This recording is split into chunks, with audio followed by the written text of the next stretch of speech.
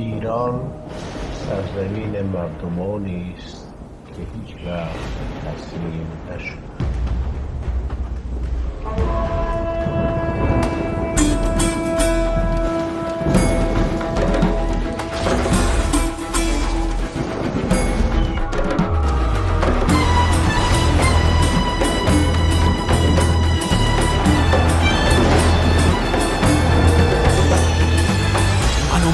ز جام حیدر شده هستی به نام حیدر،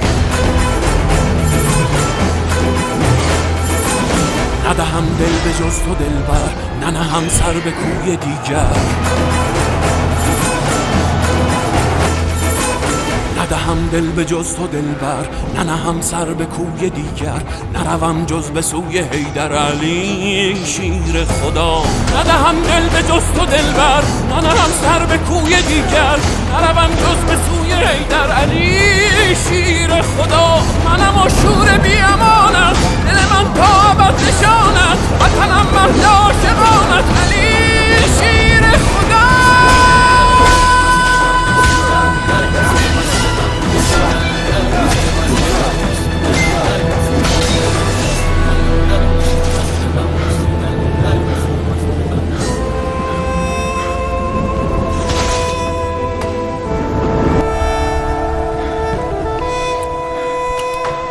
به ولای شاه مردان جان گرفته ملک ایران، در پناه شیر یزدان تا ابد خاک در ایران، وطن جاویدم ایران، به فدای تو سر و جان، که شدی با مهر مولا برتر از هفت آسمان.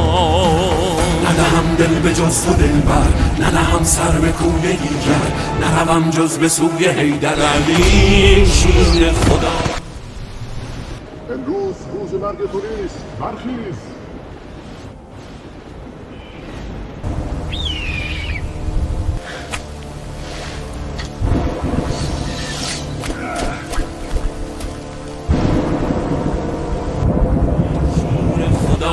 ندهم دل به جز تو دلبر، ندهم سر به کوی دیگر، نروم جز به سوی حیدر علی شیر خدا.